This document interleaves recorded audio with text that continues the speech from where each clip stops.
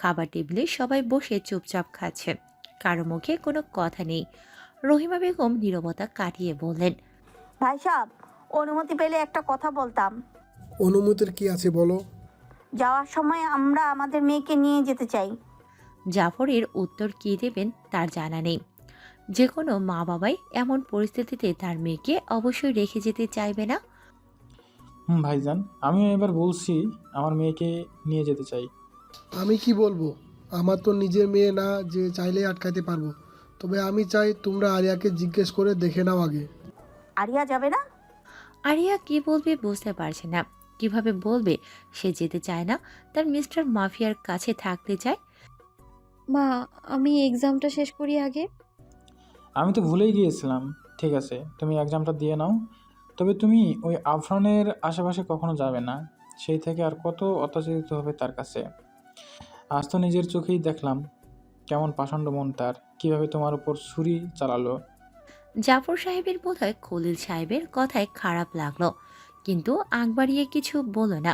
কি বা বলবে, যেটা দেখেছে সেটাই তো সত্য। বাবা, তোমরা ভুল বুঝছো, আসলে ভাইয়া এমন নয়। সেটা আমরা নিজেই দেখলাম, এত বছর শুনে এসেছি। আজ তো দেখলাম, কি বলবে আর? আরিয়া ব্যর্থ প্রকাশ করল মায়ের কথায়। বোঝাবার মতো কিছু নেই তার হাতে। এমনও তো হতে পারে কাকিমা, আমরা মূলত যেমনটা দেখি তেমনটা না।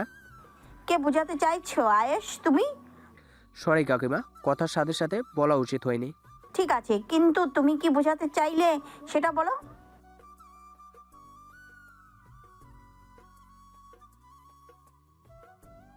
আরিয়ার কথায় আয়ুষ হাসি লুকাবার চেষ্টা করে বলল, আসলে কাকিমা তেমন কিছু না।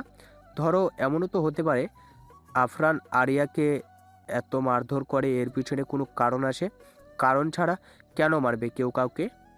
আরিয়া নিশ্চয়ই কোনো অন্যায় করে, তাই না? আয়েশের কথায় আরিয়া ভ্যাবাচ্যাকা খায়। কি বলতে বলল আর কি বলল। রহিমা কিছু বলতে যাবে তার আগেই জাফর বলল, আজ এত ভাইয়ার পক্ষপাতিত্ব করছো যে। যেটা ঠিক সেটাই বললাম।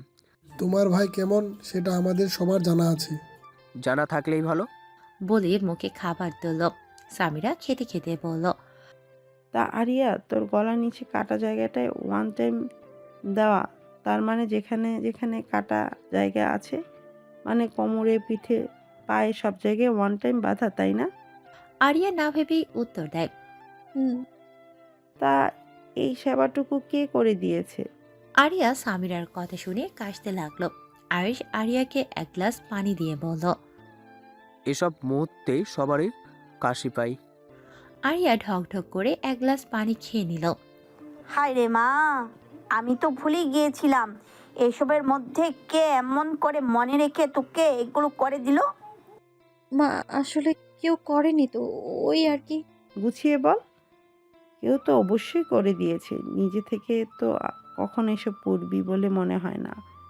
আসলে হয়েছে কি, কথার বৃষ্টি নেই কেউ বলে উঠল। আরিয়া হাতের খাবারটা প্লেটে রেখে চোখ খিচে হতাশ হয়ে আস্তে করে নিজেই বলল, যখন তখন যেখানে সেখানে আমার কথা রেস্ট না টানলে ওনার হয় না। সবাই পেছনে তাকিয়ে আফরানকে দেখে নিল। জাফর বলল, তোমার কি কোনো কাজ নেই ওর পিছনে লাগা ছাড়া? আমি কার পিছনে লাগবো কার পিছনে লাগবো না আমার ব্যাপার। কারো সহ্য না হলে সে শুনবে না, দেখবে না, সেটা তার ইচ্ছা। তোমার সাজ দেখে আমি অবাকই হই। এতগুলো মানুষের সামনে কিভাবে কথা বলতে হয় জানা নেই তোমার? কারোর জন্য নিজের ক্যারেক্টার পাল্টানোর অভ্যাস আমার নেই। বলে আরিয়া পাশের খালি চেয়ারটা টেনে বসল। আজ কি একসাথে খাবে? তা বসেছি, কি কারা খাচ্ছে সেটা দেখার জন্য।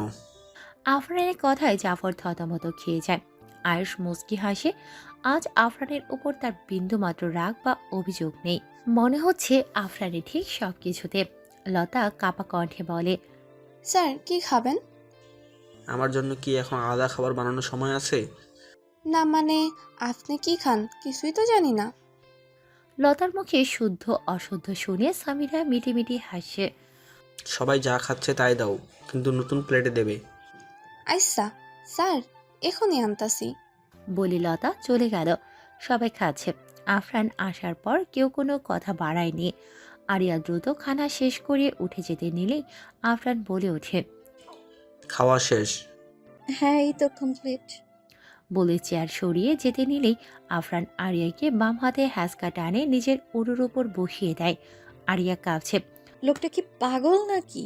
মা, বাবা, চাচা জান, আয়াস ভাইয়া সবাই আছে এখানে, দেখছে না নাকি? আজব তো। মুখে আরিয়ার বিরক্তির আভা। আকস্মিক এমন হওয়ায় সবাই হা হয়ে তাকিয়ে থাকে। সামিরা আয়ুষ এদের কাহিনী দেখে মিটিমিটি হাসতে থাকে। আফরান কারো দিকে না তাকিয়ে আরিয়াকে উড়ুতে বসিয়ে বাম হাতে জড়িয়ে ধরে রাখে। আরিয়া এই মুহূর্তে কিছু বলতেও পারছে না, বসে থাকতেও পারছে না, কি করবে সেটাও বুঝতে পারছে না। জাফর কেসে ওঠে। আয়ুষ পানি দেয়। পানি খেয়ে নিজের খাবারের দিকে তাকিয়ে আফরানকে ধমকিয়ে বলে, আফরান, হচ্ছেটা কি এখানে? বড়দেরকে কি চোখে পড়ছে না? তুমি কি বলতে চাচ্ছ পার্সোনালভাবে এসব হতে? আফরানের কথায় রহিমা বেগম, খলিল সাহেব কাশতে থাকে।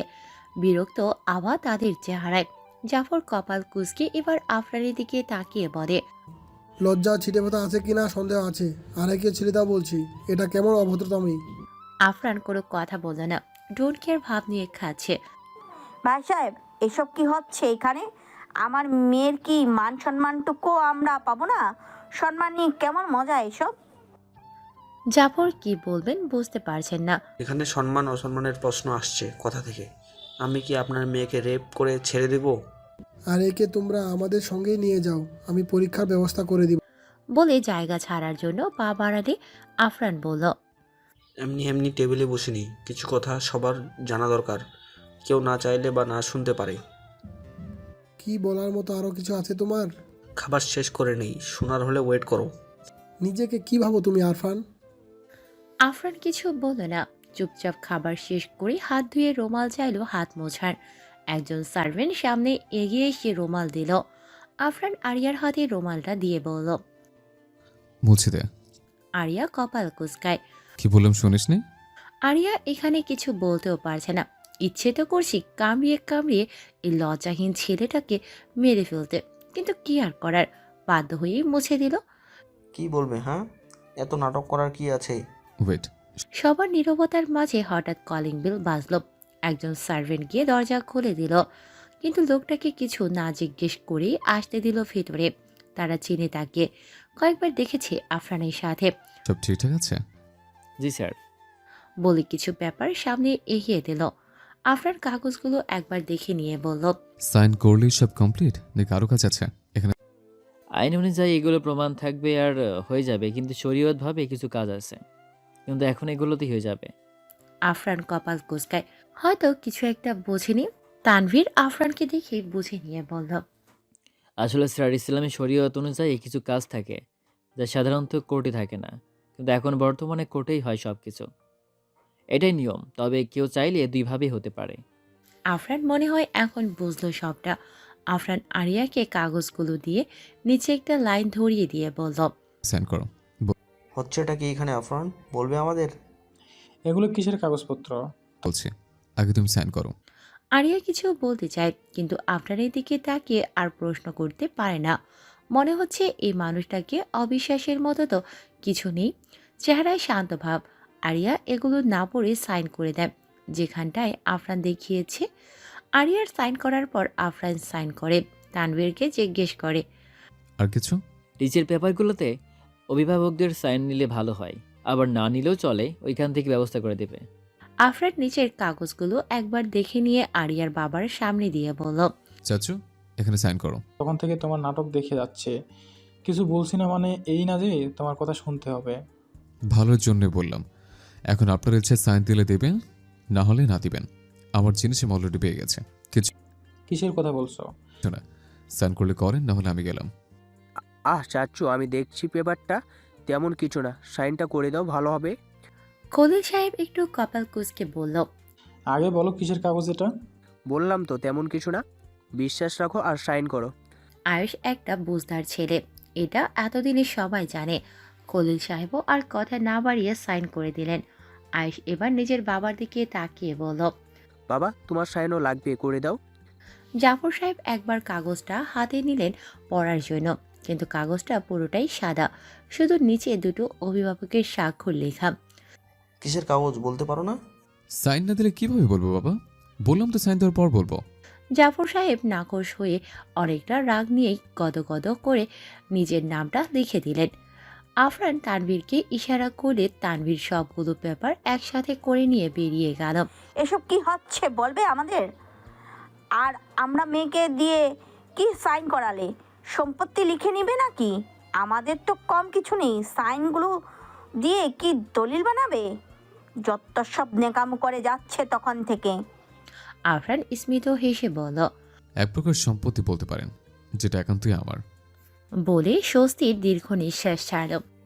আর কত নাটক করবে তুমি? আমি গেলাম, খুব ঘুম পেয়েছে আমার। যদি নাই বলো তবে এতক্ষণ নাটক কেন করলে? নাটক করার জন্য নাটক বানালাম। বলে আরিয়াকে বলল, উঠো, এবার যাও। আরিয়া বলার সাথে সাথে উঠে দাঁড়িয়ে ভোর দৌড় উপরে। আফরান আরিয়া যাওয়ার দিকে তাকিয়ে স্মিত হাসল। ভাইজান, কাল সকালেই মেয়েকে নিয়ে চলে যাব। তো অধৈর্য কেন হচ্ছেন শ্বশুর সাহেব? আপনার মেয়েকে নিয়ে যাওয়ার আগে তার হাজব্যান্ডের অনুমতি নিতে হবে। এটাও জানেন না যে বিয়ের পর মেয়েরা স্বামীর অধীন হয়ে যায়? হোয়াট? মাথা আছে নাকি গেছে সবটা তোমার? ভাইজান, আপনার এই ছেলে কি কখনো মানুষ হবে না? খলিল, আমাকে তুমি এটা বলছো? তুমি কি সব জানো? খলি সাহেব আর কিছু বলল না। এসবের মানে কি আফরান? আফরান কিছু বলার আগে আয়ুষ টেবিল ছাড়ে। এখন যদি জানতে পারে তাহলে আয়ুষের উপর দিয়ে সবটা যাবে ভেবেই আয়ুষ হাত ধুয়ে উঠে সোজা রুমের দিকে যায়। আয়ুষকে যেতে দেখে সামিরাও উঠে যায়। এখন কি হবে সেটা অনুমান অবশ্য করতে পারছে সে। বাবা, যা বলার পরে বলো, ঘুম পাচ্ছে, বাই। আর হ্যাঁ, এতক্ষণ যে নাটকটা করলাম তার জন্য সরি। আমার ছোট বউটা খুব অধৈর্য, রোম্যান্টিক, তাই ভাবলাম বিয়েটা করেই ফেলি। আমার তো কিছু করার নেই। তোমাদেরকে যদি বলতাম বিয়ে করবো আর ওকে, নিশ্চয়ই বিশাল নাটক জুড়ে দিতে। তাই ঠান্ডা মাথায় কাজটা সেরে ফেললাম, ঝামেলা ভাল লাগে না। এতক্ষণ যে সাইনগুলো দিলে ওসব আমার আর আরিয়ার বিয়ের উকিল হিসেবে। আর আরিয়া যে সাইনটা দিল ওটা রেজিস্টার পেপার ছিল। তোমাদেরটা সাদা কাগজ থাকলেও বইটা সব লেখা ছিল। কিন্তু বউকে দেখলে তো কতটা বিশ্বাস, কিছু না পড়েই সাইন করে দিল। আমার লক্ষ্মী বউটা। ফাজলামোর একটা লিমিট থাকা দরকার। আফরান, এসবের মানে কি? এটা কি কোনো খেলনার বস্তু যে বললাম আর হয়ে গেল? কোনটা কি জানা দরকার নেই, যেটা বলার বলে দিয়েছে। বলে আফরান সোজা উপরে চলে গেল। কারো কিছু বোধগম্য হলো না। ভাইজান, এসব কি হচ্ছে বলবে? তুমি যেখানে আমিও সেখানে। মেয়ে তোমার একার না খলিল, আমারও মেয়ে হয় আরিয়া। ভাই সাহেব, আফরান এসব কি বলে গেল? এসব কি সত্যি? যদি সত্যি হয় তবে আমার মেয়ের ভবিষ্যৎটা যে আমার চোখে ভেসে উঠছে। রহিমা বেগমের চোখ ভিজে আসে। দেখো রহিমা, এখন এসব ভেবে লাভ নেই। আমার নিজেই হতাশার মধ্যে আছি। আসলে কি হয়েছে ব্যাপারটা নিয়ে কাল আফরানের সাথে কথা বলে দেখব, সব ঠিক হয়ে যাবে। আয়ুষ উপরের রুমে গিয়ে নিজেই হাসছেন। সামিরাও পিছে পিছে এসে আয়ুষের হাসি দেখে নিজেও হাসছে ব্যাপারটা নিয়ে। আয়ুষ হাসির মাঝে সামিরাকে বলল, দেখলে ওই আরফানের কাজগুলো? আমিও ভাবছি ভাইয়া এত সিরিয়াস বিষয়গুলোতেও এমন শান্ত কিভাবে থাকে। ছোট থেকেই এমন, কিন্তু আজ বাবা চাচুকে কিভাবে বোকা বানালাম ভেবেই হাসি পাচ্ছে। কিন্তু আমাকে দেখলে যদি আবার রেগে চড় বসায় আফরানের মতো, এই ভয়ে এসে পড়েছি। সামিরা আয়ুষের কথায় হু হু করে হেসে উঠল। আয়ুষ সোফা থেকে উঠে কখন সামিরার পাশে বসেছে সেটা বোধহয় ওর খেয়াল নেই, নিজের মতো বলেই যাচ্ছে। অনেকদিন পর এভাবে হেসে কথা বলতে দেখছে আয়ুষকে সামিরা। ওই বাড়িতে থাকতে কত মজা হতো, কত কি বলে গল্প করে হাসতো। আর এই আজ অমন হাসতে দেখছে, তাও এত কাছ থেকে। সামিরা এক দৃষ্টিতে তাকিয়ে রইল আয়ুষের দিকে। ওইভাবে কি দেখিস? আয়ুষের হঠাৎ এমন প্রশ্নে সামিরা ভয়ে কেঁপে ওঠে। কি হলো, এমন ভয় পেয়ে গেলি কেন? ওই না তো। ঠিক আছে, ফ্রেশ হয়ে এসে ঘুমিয়ে পড়। ওকে। বলে উঠে যেতে নিলে আয়ুষ বলে ওঠে, শোন, বলুন। দেখ, আমরা এ বাড়িতে অনেক কথা বলেছি, গল্প করেছি, মজা করেছি। তোকে কখনো আমি অন্য নজরে দেখিনি। পরিস্থিতির কারণে এখন এমন হয়ে গেল, তাই বলে কথা বলা অফ করে দিমু এমন কিন্তু না। এতদিন একটা ঘরের মধ্যে ছিলাম, তাই সব বিরক্ত লাগতো। এখন আমি ওকে। সামিরা কিছু বলল না। আফরান গভীর ঘুমে। হঠাৎ কারো স্পর্শে পাশ ফিরে কিন্তু ঘুম ভাঙেনি। আরিয়া আফরানের মাথার কাছে খাটের নিচে বসে একটু পর পর উকি দিচ্ছে আফরানকে দেখার জন্য, কিন্তু ডিম লাইটের আলোতে চেহারা ততটা স্পষ্ট নয়, তাই বারবার হাঁটু গেড়ে বসে একদম কাছ থেকে দেখার চেষ্টা করছে।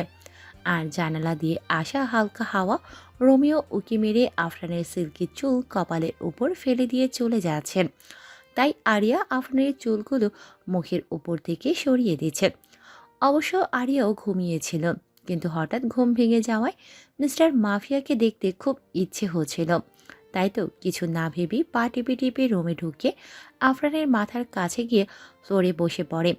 বরাবরের মতো বাইরের হালকা স্নিগ্ধ হাওয়ায় আফরানের চুলগুলো সামনে আসায় আরিয়া চুলগুলো সরিয়ে দিতে গেলে আফরান আরিয়ার হাত ধরে চোখ বন্ধ রেখেই বলে, দেখা শেষ হলে গিয়ে ঘুমা এখন। নিজের ঘুমটার সাথে আমারটাও খাস না। আ- আপনি ঘুমাননি? ঘুমোতে দিলি কই? তখন থেকে ডিস্টার্ব করে যাচ্ছিস। আমি তো ভেবেছি ঘুমোচ্ছেন, তাই তো এসেছি। এত প্রশ্ন করে আমার মাথা না খেয়ে ঘুমায় গিয়ে। লাইটটা একটু অন করি। উফ, এত পেঁচাল পাচ্ছিস কেন? আমাকে না জ্বালালে তো শান্তি হয় না। ওকে, লাগবে না, হাত ছাড়ুন, চলে যাই। আফরান হাত ছেড়ে দেয়। আরিয়া উঠে কদম ফেলতেই আফরান শান্ত গলায় বলল, মাথাটা ব্যথা করছে, টিপে টিপে। আরিয়া যেন না চাইতেই অনেক কিছু পেয়ে গেছে। এক লাফে খাটে উঠে পাশে বসে আফরানের মাথায় হাত রাখল। আফরান বালিশ থেকে একটু নিচে নেমে আরিয়ার কোলে মাথা রেখে বলল, ঘুমোসনি? ঘুমিয়েছিলাম তো, কিন্তু হঠাৎ ঘুম ভেঙে গিয়েছিল, পরে আপনাকে দেখতে ইচ্ছে করলো, তাই তো চলে এলাম। কিন্তু দেখতে পারলাম আর কই, এটুকু আলোতে দেখা যায় নাকি? আফরান স্মিত হেসে বলল, খুব ইচ্ছে করছিল বুঝছি। তা না হলে আসতাম নাকি এত রাতে? আফরান বাম হাতে ল্যাম্প লাইটটা জ্বালিয়ে দিয়ে বলল। এখন ওকে? আরিয়ার মুখে হাসির ঝলক, উৎফুল্ল কণ্ঠে বলল, ওকে। অমন করে মায়ের আটকে দিয়েছিলে ছোটবেলায়। ঠিক বুঝলাম না। বুঝবি না? মাথায় কি ব্রেন আছে? আছে তো খালি। একদম অপমান করবেন না বলে দিলাম। আমি সব বুঝি, কিন্তু আপনি কি বোঝাতে চাইছেন সেটা জিজ্ঞেস করলাম। তুই কথা বলিস কেন? হ্যাঁ, কি বললাম শুনিসনি? মাথা ব্যথা করছে, ভালো করে টিপে দে আর চুপ থাক একদম। আরিয়া আর একটা কথাও বলবে না বলে ঠিক করলো। কেন বলবে? বললেই তো কথা শোনায়। নিজেই শুরু করলো, আমি জিজ্ঞেস করলাম, তাতে এমন ধমকাবেন? উফ, লাগবে না কথা বলা। খানিক বাদে আফরান নিজেই বলল, যখন আস্তে আস্তে তোর প্রতি অনেকটা মায়া হতে লাগলো, আমার ছাড়া কিছু বুঝতিস না তখন। খুব করে চাইতাম কবে বড় হবি তুই, আর এত আদর দিব তোকে। কিন্তু তুই তো একদম পচা ছেলে। তাই তো এসে বলেছিলাম কতবার করে চেয়েছিলাম যেন একবার বলিস থেকে যেতে, কিন্তু তুই বলিসনি একটা বারও না। তাই তো রাগ করে আর যাইনি। ভেবেছিলাম একদম মেরে দেবো তোকে, কিন্তু পারিনি। ভাবতে পারছিস তখন থেকে কত মায়ে ফেলে দিয়েছিস? আরিয়া কিছু বুঝতে পারছে না, শুধু শুনে যাচ্ছে। আর জিজ্ঞাসাও করবে না, করে লাভ কি? উত্তর তো দেবেন না। শুধু শুধু কথা শুনে লাভ আছে ওর? আফরান আরিয়ার চুপ থাকার কারণ বুঝে স্মিত হাসল। এবার আফরানও চুপ করলো। আরিয়া মাথা টিপে দিচ্ছে। আকস্মিক পেটে ছোঁয়া পেতে আরিয়া কেঁপে উঠে বলল, ভাই আপনি ঘুমান, আমি এখন যাই। আফরান কোনো কথা বলল না। আরিয়া আফরানের মাথাটা বালিশে রাখার চেষ্টা করলো, কিন্তু আফরান যে ইচ্ছে করেই যাচ্ছে না সেটা বুঝতে পারছে। ভাইয়া, আমিও ঘুমাবো, ঘুম পেয়েছে। আফরান আরিয়ার কথা শুনল, কিন্তু জানে না। তবে আরিয়ার কোল থেকে উঠে বসে আরিয়ার দিকে তাকিয়ে ডান হাতে আরিয়ার নরম গালে আলতো হাতে স্পর্শ করে আরিয়ার চোখের পাতায় একটি করে দুটো চুমু এঁকে দিয়ে বলল, এখানে ঘুমাবি? আরিয়া থতমত খায়। এখানে কেন? আমি আমার রুমে যাই। আফরান আরিয়াকে দু হাতে ধরে নিজের কোলে বসালো। আরিয়ার পিঠ আফরানের বুকে, আফরানের হাত দুটো আরিয়াকে জড়িয়ে রেখেছে। আফরানের থুতনি আরিয়ার কাঁধে। আফরান আরিয়া দুজনেই চোখ বন্ধ করে আছে। এভাবে খুব শান্তি জানিস। সারাদিন যখন বাহির থেকে বাসায় আসি তোকে দেখতে খুব ইচ্ছে হয়, এসে জড়িয়ে ধরতে ইচ্ছে হয় খুব। জানিস আমার এখন ওসব খুন খারাপই একদম ভাল লাগে না। কিন্তু এখন ওসব ছেড়ে দিলে যারা পেছনে লেগে আছে তারা মেরে দেবে। কিন্তু আমি তোর সাথে অনেক বছর বাঁচতে চাই আরও। আমার পাশে থাকবি বল? আরিয়া চোখ বন্ধ করে আছে, কোনো কথা বোঝে না। আচ্ছা, উনিও এত সুন্দরভাবে কথা বলতে পারেন? এটা তো জানা ছিল না। কি হলো, ঘুমিয়ে গেলে? উম, তাহলে কিছু বলছিস না কেন? আপনার কথা শুনতে ভালো লাগে। আফরান মৃদু হেসে আরিয়ার ঘাড়ে চুমু বসায়। আরিয়া কেঁপে ওঠে। আফরানের এই বিষয়টা ভালোই লাগে। প্রায় সময় খেয়াল করে আরিয়া এমন হঠাৎ হঠাৎ কেঁপে ওঠে, কিন্তু আফরানের এটার মানে জানা নেই। একটা কথা জিজ্ঞেস করব? হুম। আমাকে ভয় পাবে সে? আরিয়া কি বলবে জানা নেই। আমি জানি না, কিন্তু আপনার কাছে থাকলে ভালো লাগে, কিন্তু কখনো আবার খুব ভয় পাই। আরিয়ার উত্তর শুনে আফরান স্মিত হাসে, আবারও ঘাড়ে চুমু বসায়।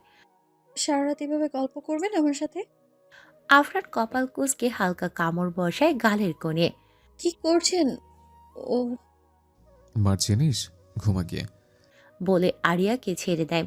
আরিয়া এবার সামনের দিক থেকে আফরানের কোলে উঠে বসে বলে, থাকি না। এই এমন কেন করছেন? এবার কিন্তু সত্যিই মার খাবি। আমার ঘুমটার 12টা বাজিয়েছিস। যেটুকু সব আছে ওইটুকু ঘুমাবো। এখন এখান থেকে যা বলছি, নয়তো মার খাবি। আরিয়া আফরানকে শক্ত করে জড়িয়ে ধরে বলল। থাকি না, প্লিজ প্লিজ প্লিজ। আফরান আরিয়ার এমন ন্যাকামতে সায় না দিয়ে পারল না। আচ্ছা, সব মেয়েরাই কি এমন মায়াবী হয়? এমন পাগলামো করে? আরিয়া আফরানের বুকে মাথা রেখে বলল, তখন যে সাইন নিয়েছিলেন ওগুলো কিসের ছিল? তোমার জেনে কাজ নেই, চলো দুজন ঘুমোই। বলে আফরান ওইভাবেই আরিয়াকে কোলে নিয়ে শুয়ে পড়ল। আপনার কথাগুলো খুব মিষ্টি, বলুন না, শুনবো, খুব ভালো লাগে। চুপ, একদম চুপ, ঘুমাও।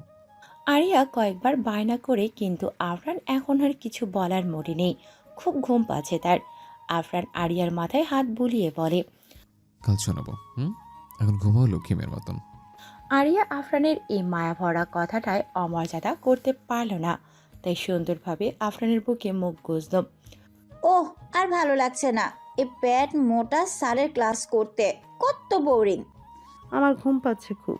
এই ক্লাসটা সত্যিই খুব বোরিং। তোরা যাই বল, এই টাকলা স্যারের ক্লাস কিন্তু বেশ মজার। দেখ কেমন চশমার উপর দিয়ে বইয়ে তাকাচ্ছে, তাহলে চশমা কেন পড়েছে সে? বলে হু হু করে হাসতে লাগলো। তুই থামবি? বাড়ি যাব, ভালো লাগছে না আর। তা তুই বাড়ির জন্য এত উতলা কেন হয়ে যাচ্ছিস? বরকে ছাড়া মন বসছে না বুঝি? রাগ উঠাস না তো। আর উনি কি এখন বাসায় থাকবে নাকি? কাজ নেই? হ্যাঁ রে, আয়াস ভাইয়া কি সত্যিই বিয়েটা বাধ্য হয়ে করেছিল? কিন্তু কেন রে, বল না। সেটা যদি আমি জানতাম তবে তো বলতাম। কথার আওয়াজ শুনে সালাউদ্দিন স্যার চশমা নাকের ডগায় নামিয়ে বলল। এই কারা কথা বলছে? স্যারের কথায় সবাই চুপসে যায়। সালাউদ্দিন স্যার বলল। নিজে থেকে দাঁড়াবা নাকি মার খাবা? স্যারের কথায় প্রেমা ভীত হয়ে দাঁড়িয়ে বলল। স্যার, আর হবে না, সরি। তোমার সাথে আর কে কে কথা বলছে? সামিরা আর আরিয়া সোজা ভদ্র মেয়ের মতো দাঁড়ালো। এখন ক্লাসরুম থেকে বের হয়ে যাও। একদিন বাদে পরীক্ষা, সেই খেয়াল আছে তোমাদের? Sorry sir. কোনো এক্সকিউজ চাই না, বের হয়ে যাও, গেট আউট। প্রথমে না গেলেও পরে স্যারের ধমক শুনে তিনজন মাথা নত করে বের হয়ে যায়। তিনজন হাঁটতে হাঁটতে ক্যাম্পাসে গিয়ে স্টিলের বেঞ্চের উপর বসে হু হু করে হাসতে লাগলো। ভালো হলো, কি বলিস? এমনিতেই বোরিং হচ্ছিলাম। ইস, কেউ যদি এখন দেখে, বলতো কি লজ্জাটাই না পড়তে হবে আমায়। বাদ দে, চল কোথাও ঘুরে আসি। ঠিক বলেছিস, সামনের পার্কটাতে যাই, চল। ইমা, কি বলিস? এই 2 বছরেও সেখানে যাইনি, আজ কেন যাব? ওইখানে নোংরা নোংরা মানুষ থাকে, জানিস না? ঠিক বলেছিস, কাপল আর কাপল সরাসরি সবার সামনে কত কি করেছি। ওইখানে যাব না। কি হয়েছে, চল আজ কি একটু ফিল নিয়ে আসি। প্রেমার কথার রেশ ধরে একটা ছেলে সামনে থেকে বলল। চলো শোনা, একটু ফিল নেই দুজনে। পেছনে থাকা বন্ধুদের উদ্দেশ্যে বলল। কি বলিস? একদম পারফেক্ট আছে তাই না? আমরাও তিনজন, ওরাও তিনজন, তিনটাই হেব্বি মাল। পেছনে থাকা একটা ছেলে বলল। ঠিক কইছেন ভাই। আরিয়া সামিরা প্রেমা ভয়ে দাঁড়িয়ে বলল। আপনারা কারা? এর আগে তো এখানে দেখিনি। আগে দেখিনি তো কি হয়েছে, এখন দেখবে। আপনারা এখান থেকে চলে যান, খুব বাজে আপনারা। চলে তো যাবো শোনা, আগে তোমাকে দিয়ে একটু ফিল নেই। এই চল, এখান থেকে আমরাই চলে যাই। এখানে এদের সাথে কথা বলে লাভ নেই। বলে সামনে এক কদম ফেলতেই সামনের ছেলেটা সামিরার হাত ধরে বলল, এত তেজ কেন শরীরে শোনা? মেটানোর কেউ নেই বুঝি? আরিয়া ছেলেটার গালে থাপ্পড় বসিয়ে বলল, সাহস কি করে হয় ওর হাত ধরার? ছাড়ুন বলছি। আমরা আপনাদের মতো খারাপ নই, সাইড দিন, চলে যাই। ছেলেটা গালে হাত রেখে সামিরার হাত ছেড়ে আরিয়ার চুলের মুঠি ধরে বলল, তোর এত বড় সাহস, চেয়ারম্যানের ছেলেকে হাত তুলিস? তুই জানিস তোর কি হাল হতে পারে? কি করছেন আপনারা? ওকে ছেড়ে দিন বলছি, না হলে আপনারা একটাও বেঁচে ফিরতে পারবেন না। আপনাদের আইডিয়া নেই কার গায়ে হাত তুলেছেন। ছাড়ুন, আমার লাগছে বলছি। কি করছেন? ছাড়ুন বলছি, আরও ব্যথা পাচ্ছে। ছেলেটা ভেলেনি হেসে বলল, প্রত্যেকটা তো দেখি তেজ। তা তোরা কে কোনটাকে টেস্ট করতে চাচ্ছিস নিয়ে যা, আমার তো এইটারই লাগবে। আমার গায়ে হাত দেওয়ার সাহস আমি একে দেখাবো। এমন সময় একটা মোটা সোটা ঘটন আকৃতির মানুষ এসে ছেলেটার হাতে আকস্মিক ছুরি দিয়ে একের পর এক আঁক টানল। সাথে সাথে ছেলেটা আরিয়াকে ছেড়ে দেয়। ছেলেটার হাত থেকে রক্ত বের হতে থাকে। এই তুই কে রে? এটা কি করলি? তোর মাথা ঠিক আছে? এমনভাবে হঠাৎ কেউ কাউকে মারে? লোকটা ছেলেটার কথায় পাত্তা না দিয়ে আরিয়ার দিকে ফিরে মাথা নত করে বলল, ম্যাম সরি, আসলে আমি বুঝতে পারিনি আপনি এভাবে হঠাৎ ক্লাসের মাঝে বের হবেন। কখনো তো বের হননি, আমি একটু বের হয়েছিলাম, আমায় মাফ করবেন। আরিয়া কিছু বুঝল না। সামিরা প্রেমা আরিয়াকে ঝাপটি মেরে ধরে বলল, বেশি ব্যথা পেয়েছিস? দুইটা ছেলে সামনের ছেলেটার হাত রুমাল দিয়ে বেঁধে বলল, ভাই আমরা দেখছি একে। বলে সামনে এসে বলল, এই তুই কে রে? এইটুখানি মেয়ের সামনে এত বড় একটা পুরুষ মাথা নত করতে লজ্জা লাগে না তোর? মোটা ঘটন বিশিষ্ট লোকটা কোনো কথা না বলে হাতের ছুরিটা চোখের পাতা ফেলার আগে বুকে বসিয়ে দিয়ে বলল, ওইটাকে বাঁচিয়ে রাখতে বলেছে, নয়তো ওটাকেও মেরে দিতাম। ছেলে দুটো হেলতে দুলতে নিচে পড়ে গেল। তুই কে? হ্যাঁ, এমন করছিস কেন? আমরা তো কি করেছি? লোকটা কোনো উত্তর দিল না। হাত কাটা ছেলেটার সামনে এসে বলল, অনেক করেছিস, এবার বল তুই কে? এত দম কেন তোর? এমন সময় একটা আকাশি রঙের ব্র্যান্ডের কার স্পিডে এসে এখানে থামলো। সবাই সেদিকেই তাকিয়ে আছে। গাড়ি থেকে নামলো আফরান। আফরানকে দেখে আরিয়া ভয়ে জড়সড় হয়ে আসলো। আফরানের চুলগুলো অগোছালো হয়ে আছে, শার্টের হাতাগুলো ছড়ানো। বোঝাই যাচ্ছে হন্তদন্ত হয়ে এখানে এসেছে। আফরান সামনে এসে দাঁত চেপে বলল, কি হাত দিয়েছিল? বল, কি হাত দিয়েছিল ওর গায়ে? আফরানের হাত দুটো গোটানো, চোখ দুটো গাঢ় লাল হয়ে আছে। আফরানকে দেখে দাঁড়িয়ে থাকা ছেলেটা বলল, নিশ্চয়ই সে ভুল জায়গায় হাত বাড়িয়েছিল। আফরান একবার আরিয়ার দিকে তাকিয়ে আরিয়ার সামনে এসে শান্ত গলায় বলল, কোথায় মেরেছে? খুব মেরেছে? আমিও মেরে দেব। ভয় পেয়েছে খুব? আরিয়ার মাথায় হাত বুলিয়ে দিল। এবার তাৎক্ষণিক সামনে ফিরে আগের ন্যায় হিংস্র বাঘের ন্যায় গর্জন দিয়ে বলল, যে ওর গায়ে হাত দিয়েছিস নিজ থেকে সামনে আয়, নয়তো। আফরানের কথার সাথে সাথে ছেলেটার সামনে এসে বলল, আসলে স্যার বুঝতে পারিনি, আমি তো। ছেলেটার কথা শেষ করতে দিল না। তার আগেই আফরান ছেলেটাকে একবার দেখে নিয়ে বাম হাতটায় রুমাল পেঁচানো রক্তে মাখা দেখে বুঝতে পারে, ওই হাতটায় ধরে পরপর গার্ডের হাত থেকে ছুরিটা নিয়ে কোপাতে থাকলো। ছেলেটা চিৎকার করছে, কিন্তু আফরানের থামার কোনো নাম গন্ধ নেই। আরিয়া এটা দেখে সাথে সাথে জ্ঞান হারায়। সামিরা প্রেমা ভয়ে জড়সড় হয়ে আরিয়াকে আস্তে করে ডাকতে লাগলো। আরিয়া চোখ মেলে চারিদিকটায় একবার দেখে নিল। পাশে রহিমা বেগম বসে আছে। আরিয়ার জ্ঞান ফিরতে দেখে রহিমা খুশির ঝলক মুখে এঁকে বলল, এখন ঠিক আছিস? আরিয়া উঠে বসল। এখন কেমন আছিস? ভালো। রহিমা স্বস্তির নিঃশ্বাস ছেড়ে বলল, অনেক হয়েছে এ বাড়িতে, তোর আর থাকতে হবে না মা। পরীক্ষার সময় হলে তখন এসে দিবি। আমি তোকে আর এ বাড়িতে রাখতে চাই না। কতটা বছর এমন সহ্য করছিস, তোর কথা শোনাই উচিত ছিল। সেদিন যদি এই বাড়িতে না পাঠাতাম এত সব সহ্য করতে হতো না। আরিয়া কিছু বলল না। চল রেডি হবি এক্ষুনি, আমরা আর দেরি করতে চাই না। এই বাড়িতে মিনিটে মিনিটে নাটক শুরু হয়। মা, আমার এক্সামটা শেষ করে যাব বললাম তো। আর এখন এত দরদ দেখাচ্ছ কেন মা? মা হিসেবে এই 4টা বছর এই বাড়িতে কিভাবে আছি তখন বুঝলে না? এখন এত ন্যাকামো আর ভালো লাগছে না আমার। তাছাড়া আমি তোমাদের বাড়ি যেতে চাই না। 4 বছর আগের প্রতিটা মিনিট, প্রতিটা সেকেন্ডের কথা আমি ভুলিনি মা। আমার কোনো কথা তখন শোনোনি। এখন আমি তোমাদের সঙ্গে থাকতে চাই না। হয়েছে, শুনে নিয়েছো আমার কথা? চুপ করেছিলাম বলে ভেবো না আগে সব ভুলে গেছি। যখন আমার জীবনটা দোটানায় ছিল তখন কোথায় ছিল তোমার দরদ? বলো। এখন আমি এখানেই থাকবো, যাব না আমি। বলে আরিয়া নিজের জায়গা ছেড়ে উঠে রুম ছাড়ল। পথে সামিরা আরিয়াকে দেখে বলল, কি রে, কখন জ্ঞান ফিরল তোর? আর অমন করে মুখ করে আছিস কেন? নাথিং। বড় বড় পা ফেলে ছাদে চলে গেল। সামিরা কিছু না বুঝে আরিয়া যাওয়ার পানে তাকিয়ে থাকলো। রহিমা বেগম খলিল সাহেব গ্রামে চলে গেছেন 2 দিন হলো। এক প্রকার কষ্ট পেয়েই চলে গেছেন আরুকে ছাড়া। এ 2 দিন আফরানকে কোথাও দেখা যায়নি, তাই তো বিয়ের ব্যাপারটা সত্যি কিনা সেটা নিয়েও কথা বলতে পারেনি। আরিয়ার ভীষণ বোরিং কাটছে দিনগুলো। এত বাজে দিন কখনো কাটেনি। কেমন যেন বিরক্ত বিরক্ত লাগছে, সব অজানা সব কারণে। কলিং বেলের আওয়াজ পেয়ে আরিয়া কাছে ছিল বিধায় দরজা খুলে দিল। অচেনা চেহারার কপাল কুঁচকে বলল, কাকে চাই? আয়েশ বাসায় আছে? কে আপনি? আয়েশের বন্ধু। ভাই এখন বাসায় নেই।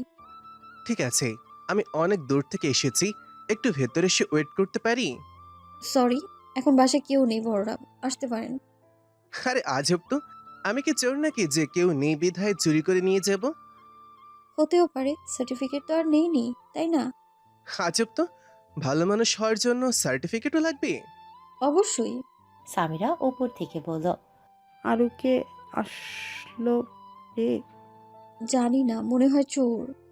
সামিরা আরিয়ার কথায় রুম থেকে বেরিয়ে নিচে এসে বলল, কি বলিস? কে এসেছে? আরিয়া কিছু বলবে তার আগে চোখ যায় দরজার বাইরে দাঁড়িয়ে থাকা মানুষটির দিকে।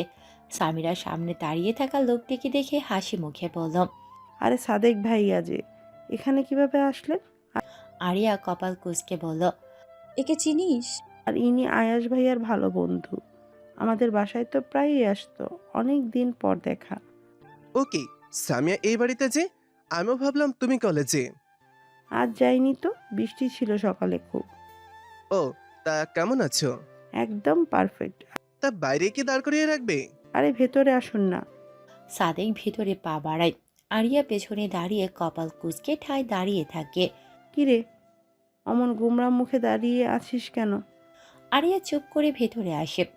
সামিরা লতাকে ডেকে নাস্তা দিতে বলে, তা কেমন চলছে তোমাদের দিনকাল? আগে বলুন, বিয়েতে কেন আসলেন না? কার বিয়ে? মজা করছেন নাকি সিরিয়াস? মজা কেন করব? আগে বলো কার বিয়ে যে আমাকে জানানি আয়ুষ?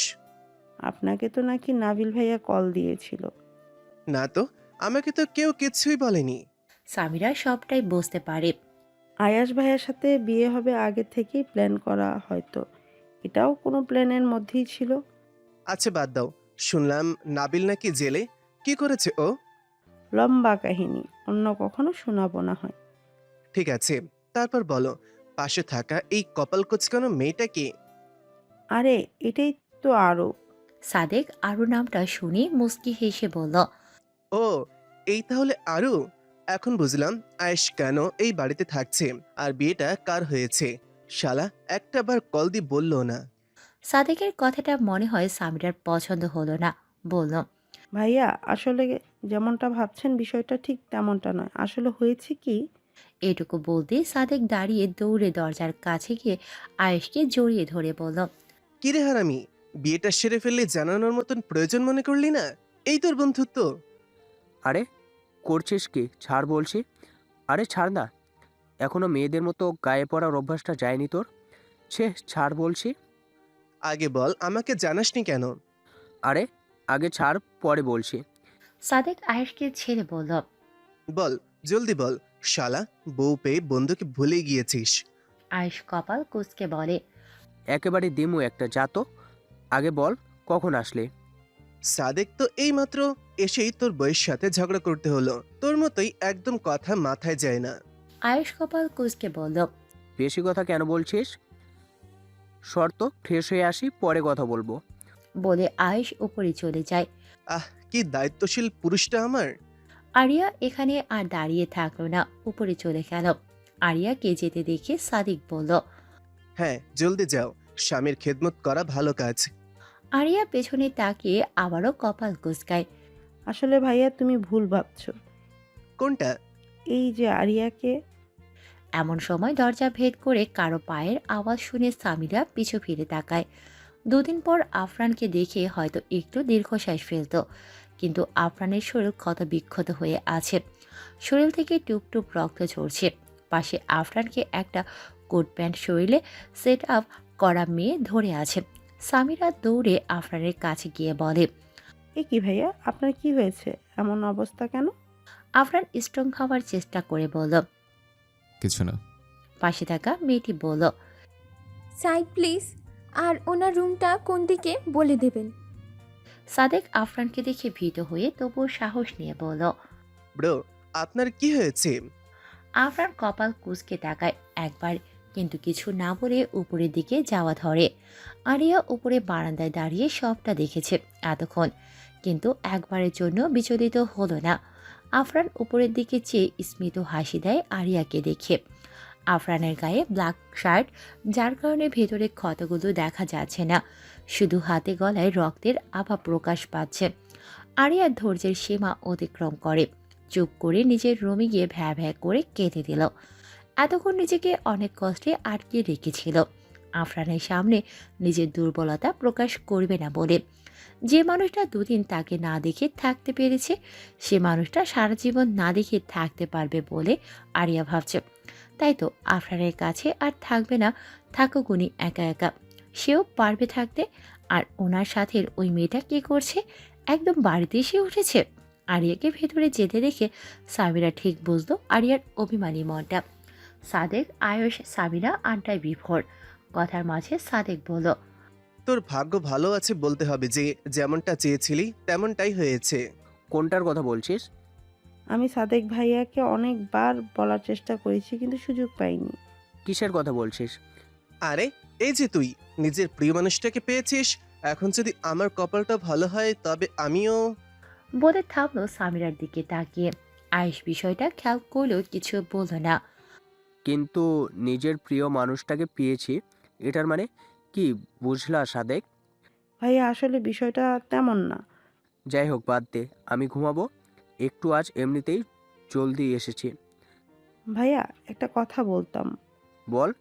আফরান ভাইয়া একটু আগে ফিরেছে রক্তাক্ত অবস্থায়। কি বলছিস? কি হয়েছে? জিজ্ঞাসা করেছিলাম তো, কিন্তু কিছুই বলেনি। দাঁড়া, আমি দেখছি। বলে আয়ুষ সোজা আফরানের রুমের দিকে হাঁটা ধরে। সামিরা, তোমায় একটা কথা বলবো? বলেন। তোমাকে আজ খুব সুন্দর লাগছে। ডোন্ট মাইন্ড, আমি কিন্তু সবসময় এমনটাই বলে দিই, সেটা তুমি জানোই তো।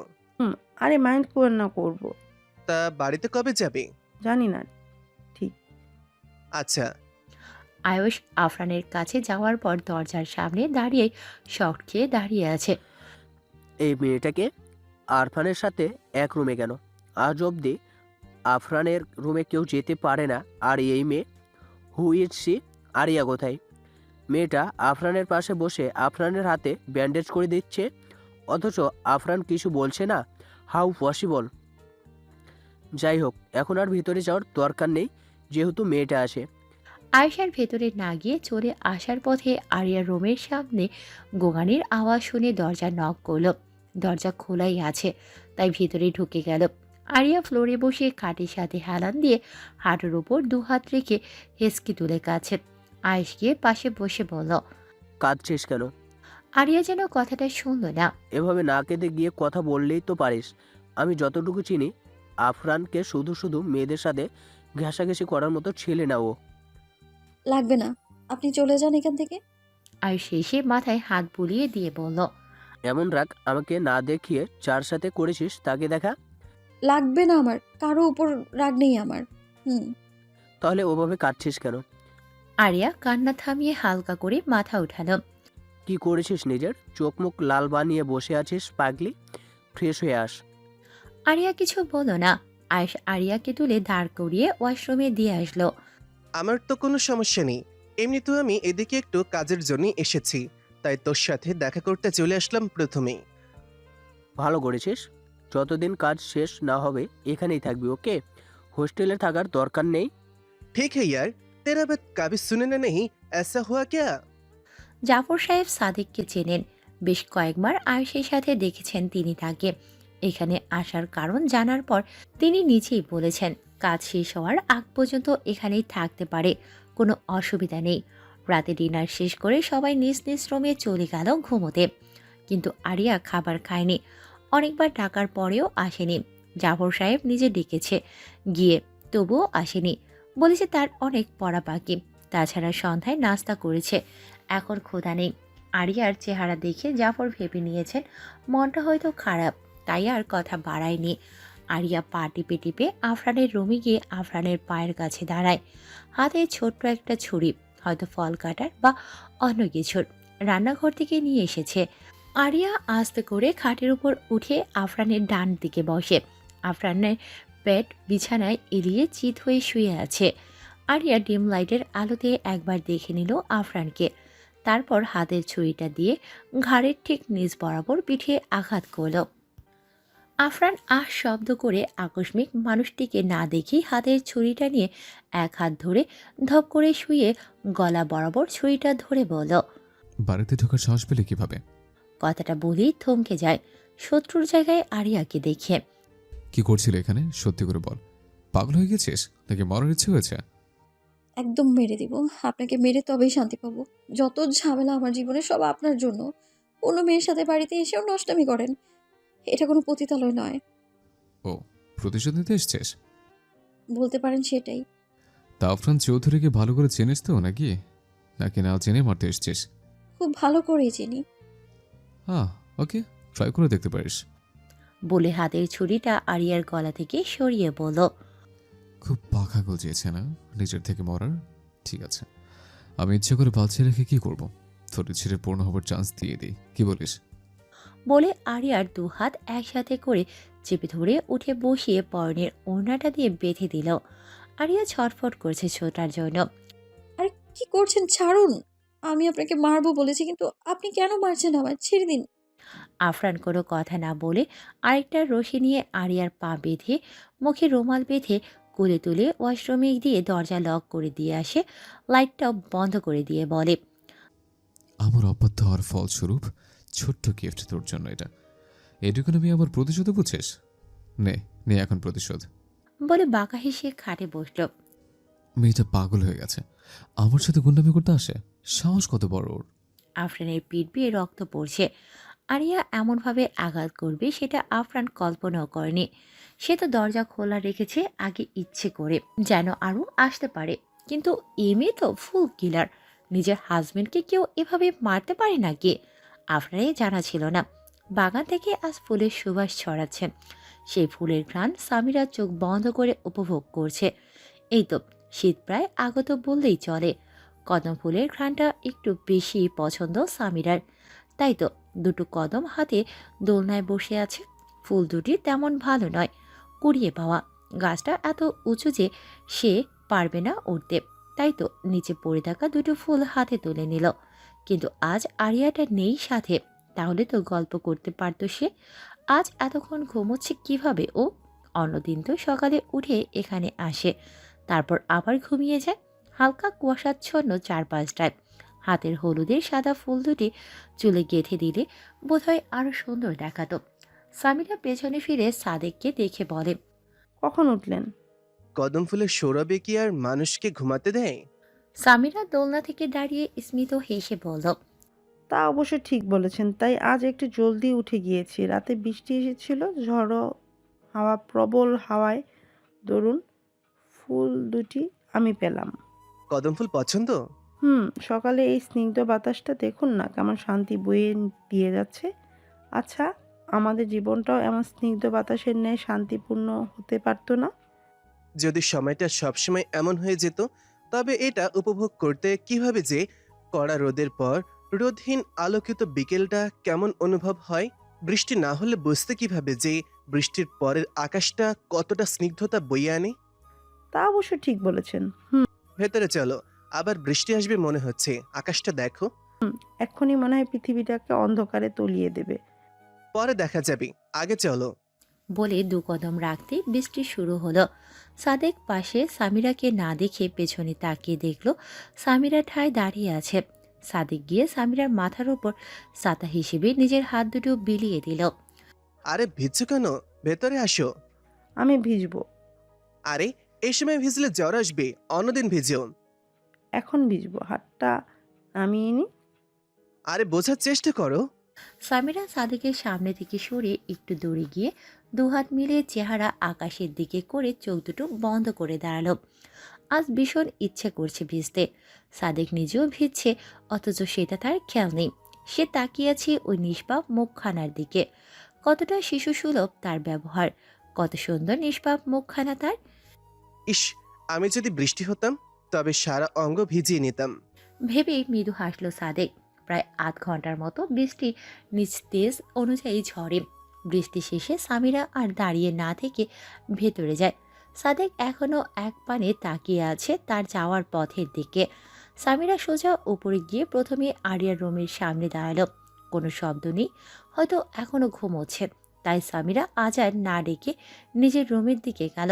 নিচে লতা নাস্তা তৈরি করছে। সামিরা রুমে গিয়ে একবার ঘড়ির দিকে তাকালো। 8টা বাজতে চলেছে প্রায়। সামিরা অবাক হলো, এত সময় আজ বাগানেই কাটালো। দেরি হয়ে যাচ্ছে তো, 9টায় তো কলেজ। দ্রুত কভার থেকে এক সেট জামা নিল, কিন্তু গোসলখানা খালি নেই। হয়তো আয়েশ গোসল করছে, তাই অপেক্ষা করছে। শীতে সামিরা কাঁপছে, ঠান্ডায় পুরো শরীর যেন বরফ হয়ে যাচ্ছে। আয়েশ শাওয়ার নিয়ে বের হয়ে চোখ আটকায় সামনে দাঁড়িয়ে থাকা মেয়েটার প্রতি। পরনে সাদা গাউন, পাতলা ওড়নাটা গলায় ঝুলিয়ে রাখা। শরীরের সাথে লেপ্টে আছে গাউনটা, কিন্তু ভারী হওয়ার কারণে শরীরের স্পষ্ট নয়। আয়েশ কপাল কুঁচকে পাশ কেটে চলে যায়। সামিরাও কিছু না ভেবে শাওয়ার নিতে চটজলদি ভিতরে যায়। আরিয়া এখনও ওয়াশরুমেই আটকানো। আফরান রাতে একবারের জন্য দরজাটা খুলে দেখার চেষ্টা করেনি। আরিয়া চিৎকার করতে না পেরে গোঙায়, কিন্তু আফরান নিজের মতোই রাতেই তানভীরকে কল দিয়ে ডেকে পিঠের কাটা জায়গায় চিকিৎসা নিয়ে ঘুমিয়ে যায়। সবাই খাবার টেবিলে আছে এই মুহূর্তে। আরিয়া এখনো আসছে না দেখে জাফর জিজ্ঞাসা করে, আরু এখনো কেন আসছে না? সকালেও আজ আরও উঠেনি, হয়নি, হয়তো শরীর ক্লান্ত ভীষণ। ওকে ডেকে আনো। সামিরা জাফরের কথা মতো আরিয়াকে ডাকতে যায়, কিন্তু আরিয়া রুমে নেই। তাই ওয়াশরুমে আছে কিনা দেখে নেয়। ওয়াশরুমেও নেই, তাই কয়েকবার দেখে নিয়ে রুমের বারান্দায় পা বাড়ায়। আজব তো, এখানেও নেই, বাগানেও নেই, গেলটা কোথায় এই মেয়ে? সামিরা দ্রুত পায়ে ছাদে যায়। গিয়ে এক দফা হয়রান হয়ে নিচে এসে জানায় আরও বাড়ির কোথাও নেই। ও সব জায়গায় ভালো করেই দেখেছে। কথা শুনে সবাই আশ্চর্য হয়। তাহলে কোথায় গেল আরিয়া? জাফর সাহেব টেবিল ছেড়ে নিচে গিয়ে একবার রুমটা দেখে নিল, নেই তো কোথাও। এবার উঠে সোজা আফরানের রুমে যায়। আফরানের দরজা আটকানো।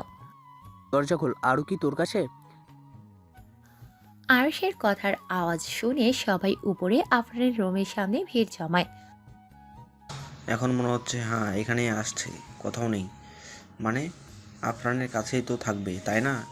ওই ছেলে সুযোগ পেলেই চোখ মেয়েটাকে অত্যাচার করে। আমার মাথায় তো একদম ছিল না যে যে আরও এখানে থাকতে পারে। আমি ঠিক বুঝছি না, ভাবি এখানে কি করবে, তাও আফরান বড়োর রুমে? সাহসের প্রশ্ন না হয় পরে আসবে, আগে কথা হলো অন্য একজন পুরুষের রুমে এভাবে দরজা আটকে ভেতরে থাকার মানে আছে? সাদেক কথাটা এই মুহূর্তে সামিরা ছাড়া কারো বোঝার বাহিরে ছিল, তাই পাত্তা দিল না কেউ। জাফর সাহেব বেশ জোরে জোরে আফরানের রুমে দরজা ধাক্কাচ্ছে। বেশ খানিক বাদে আফরান ঘুমের কারণে হেলে দুলে এসে দরজা খুলে চোখ দুটো একটু বড় করে বোঝার চেষ্টা করলো। ফাজলামি পেয়েছো সবকিছু?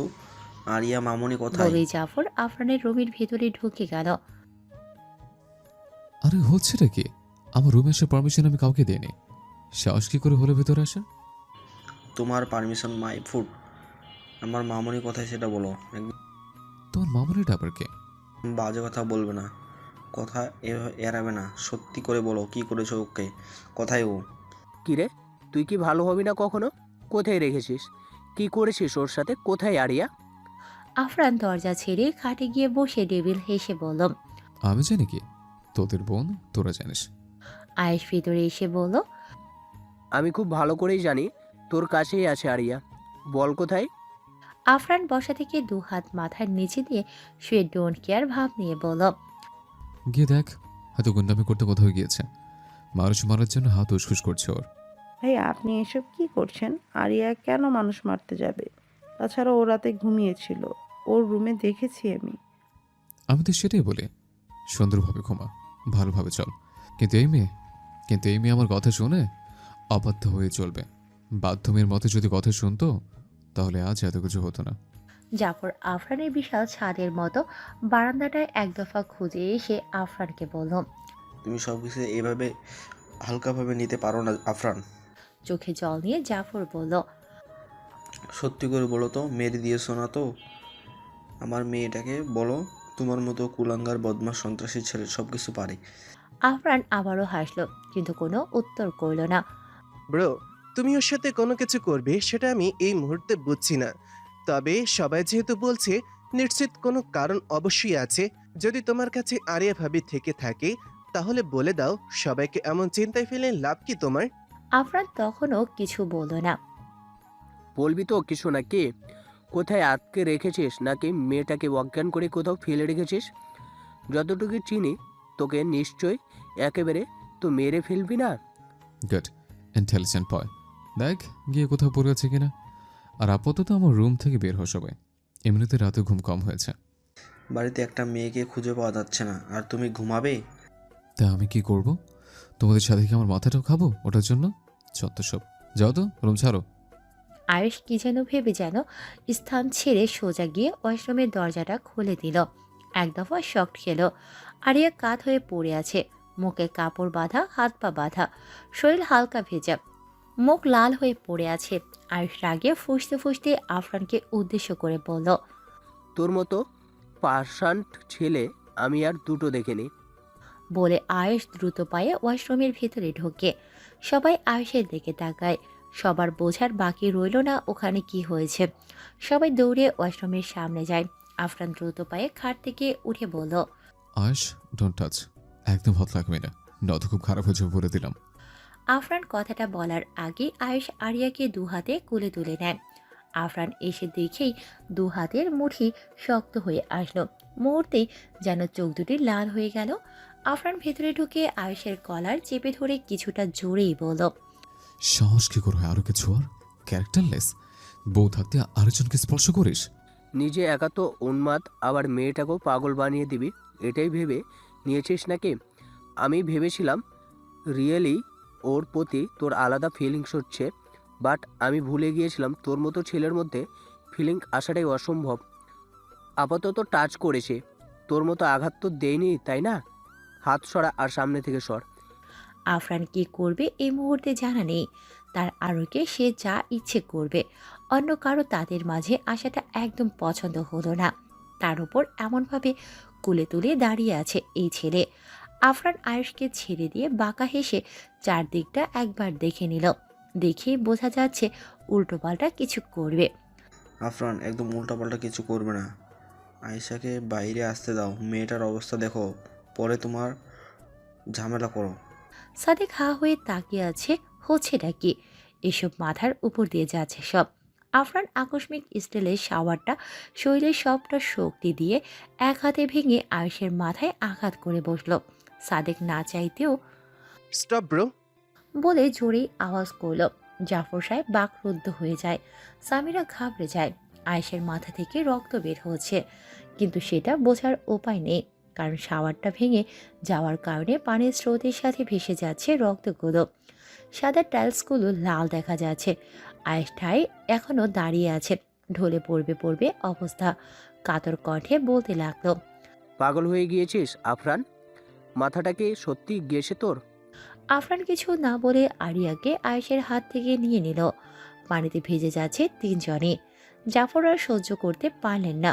সম্বিত ফিলে ভেতরে আসে আফরানের গালে ঠাস ঠাস করে 2 গালে 2টো করে 4টে চর বসালো। আমি উম্মাদ দেখেছি, কিন্তু তোমার মতো সজ্ঞানে থাকা এমন উম্মাদ আর দুটো দেখিনি। আফরান আবারও হাসি রেখে বলল, আমার বউকে অন্যকে করে তুলবে আর আমি দাঁড়িয়ে দেখবো?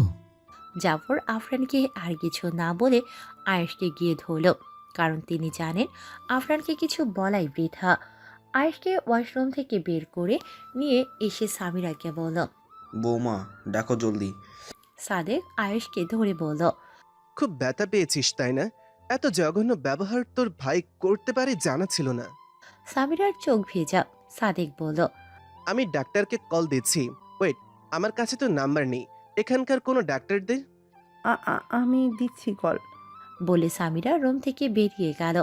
আয়েশ এখনো স্ট্রং দাঁড়িয়ে, কিন্তু চোখ দুটো বারবার বন্ধ হয়ে যাচ্ছে। জাফরকে কাপা গলায় বলল। বাবা আমি ঠিক আছি, আরিয়াকে দেখো তুমি। জাফর আরিয়ার কথা মাথায় আসতেই পেছনে ঘুরে তাকালো। আরেক দফা শক খেল। আফরান নিজের শরীরে থাকা ব্ল্যাঙ্কেটটা আরিয়াকে পরিয়ে দিয়েছে। এতক্ষণ পানির নিচে থাকার কারণে আরিয়ার চোখ দুটো হালকা বাড়ি খাচ্ছে, কিন্তু খুলতে পারছে না পানির কারণে। হাত পায়ের বাঁধন খুলে দিয়েছে। করছো কি তুমি? এত কিছুর পরেও মেয়েটাকে পানির নিচ থেকে নিয়ে আসছো না? আর এটার পরানোর কি দরকার ছিল? এমনিতে তো শরীর ঠান্ডায় বরফ হয়ে আছে বোধ হয়। নিয়ে এসো, মেয়েটার কিছু হয়ে যায় তোমাকে আমি ত্যায্যপুত্র করবো। আফরান শুনে রাখো। আফরান কারো কথায় কান না দিয়ে আরিয়ার দিকে কপাল কুঁচকে তাকিয়ে আছে। আরিয়াকে দেখে বুঝতে পারছে জ্ঞান ফিরেছে, তাই আরিয়াকে কোল থেকে নামিয়ে দিল। আরিয়ার শরীর দুর্বল হয়ে আছে, ঠান্ডায় কাঁপছে শরীর। দাঁড় করানোর পর এক হাতে চোখ মুছে তাকালো। সামনে তাকিয়ে জাফরকে দেখল। কিছু বলতে যাবে তার আগে পাশে থাকা আফরানকে দেখে ভয় পেল। হঠাৎ মাথাটা কেমন যেন করছে। আরিয়ার সম্বিত ফিরে, রাতের সবটা মনে পড়ে। উপর থেকে সবে গিয়ে পানি পড়ছে। আফরান আরিয়ার গায়ে, আরিয়া ভয়ে ভ্যা ভ্যা করে জোরে জোরে কেঁদে দিল। মামুনি ভয় পেও না, আমরা আসছি তো। আরিয়া কেঁদেই যাচ্ছে। ভাবি আপনি কাঁদবেন না, আপনার কিচ্ছু হয়নি, আপনি একদম ঠিক আছেন। আয়ুষ আরিয়াকে দেখে স্মিত হাসল, নিজের কথা ভুলে গেল। নিচ থেকে কলিং বেলের আওয়াজ পেয়ে জাফর বললেন। ডাক্তার এসেছেন বোধ হয়। আয়শা তুমি যাও, নিজেকে ঠিক করো আগে, আমি দেখছি এদিকটা। সামিরা এসে কাঁদো কাঁদো গলায় বলল। আপনি জলদি আসুন না, ডাক্তার এসেছেন। বলে আরিয়ার গলার আওয়াজ পেয়ে সামনে এগিয়ে এসে বলল। আরিয়ার জ্ঞান ফিরেছে? আয়ুষ কিছু না বলে দু কদম হেঁটে ঢলে পড়ে যেতে নেয়। সামিরা দেখা মাত্রই ধরে নেয়। আপনার শরীর অনেক দুর্বল, পারবেন না একা যেতে? আমি আসছি। বলে আয়ুষের ডান হাতের নিচে দিয়ে পিঠের উপর থেকে জড়িয়ে আয়ুষের এক হাত নিজের কাঁধের ওপর রেখে ধীর পায়ে হাঁটা ধরে। আরিয়া ভ্যা ভ্যা করে কেঁদেই চলেছে। জাফর আফরানকে ধমকিয়ে বলল। করেছোটা কি দাঁড়িয়ে? নাটক দেখছো? আরিয়াকে নিয়ে এসো। আফরান কোনো কথা না বলে বালতি ভর্তি পানিতে পাশে থাকা স্যাভলন নিয়ে সেটাতে ঢেলে আরিয়ার শরীরে ঢেলে দিল। Bro, what are you doing? কি করছো উন্মাদের মতো? আফরান কিছু বলল না। আমি তো ভিজেই আছি, আর কত শাস্তি দিবেন? রাত থেকে আটকে রেখেছেন অমানুষের মতো। আফরান কপাল কুঁচকে তাকায়। আরিয়া চুপ হয়ে ভয়ে জড়সড় হয়ে ভাবে। এখন যদি উনি বলে দেন আমি ওনাকে মারতে এসেছিলাম রাতে, তখন কি হবে? ভেবে ভয়ে দু কদম পিছিয়ে ঢোক গেলে। আফরান এই মুহূর্তে খালি গায়ে আছে, শরীরের সবগুলো ক্ষত জায়গায় ব্যান্ডেজ করা। আফরান আর কিছু না বলে বের হয়ে যায়। ভাবি ভয় পাবেন না, আপনি আসুন। জাফর আরিয়াকে ধরে বের করে নিয়ে আসে। আরিয়ার শরীর ঠান্ডায় বরফ হয়ে আছে। আরিয়া আফরানকে পেছন ঘুরে একবার দেখে নেয়। ইস, কতটা আঘাত করে ফেলেছে সে। আচ্ছা, উনি কি ব্যথা পান না? তাহলে এত স্ট্রং কেন ওনার শরীর? অথচ সবটা শরীরে জখম। সকাল থেকে সামিরা আয়েশের পাশে থেকে বসে যত্ন নিচ্ছে। খাবার খাইয়ে ওষুধ খাইয়ে দিয়েছে। ডাক্তার মাথায় ব্যান্ডেজ করে ঘুমের ইঞ্জেকশন দিয়ে গিয়েছিল। দীর্ঘ ঘুম ভাঙার পর ভারী ভারী লাগছিল শরীর। সকালে কিছু খায়নি বিধায় খাবার এনেছিল। আয়েশ না খেতে চাইলেও জোর করে খাবার খাইয়ে ওষুধ খাইয়ে দিয়েছে। সামিরার চোখে মুখে হতাশার ছাপ। সাদেক সকালবেলা ডাক্তার যাওয়ার পরে দরকারি কাজে বেরিয়েছিল, এখনও অবধি আসেনি। এখন সময়টা সন্ধ্যা বিকেল বলা যায়। ওদিকে লতা আরিয়ার সেবা করে যাচ্ছে। শরীরের তাপমাত্রা ভীষণ রকম চেপে আছে আরিয়াকে। একটু পরপর শরীর মুছে দিচ্ছে, আবারও শরীর গরম হচ্ছে। আয়েশের শরীর গরমে ঘামছে ভীষণ। সেই থেকে শুয়ে থাকতে তার একটুও ভালো লাগছে না। সামিরা একটু পরপর গিয়ে আরিয়াকে দেখে আসে। আসলে বাড়িতে অল্প মানুষ হলে এক ধরনের প্রবলেমে পড়তে হয়। আয়েশকে চোখ বন্ধ করে শুয়ে থাকতে দেখে সামিরা বলল, এখন ভালো লাগছে? আগের থেকে বেটার। আমি একটু গোসলে যাই, আপনি এখানেই থাকবেন, ঠিক আছে? আয়েশ কপাল কুঁচকে বলল,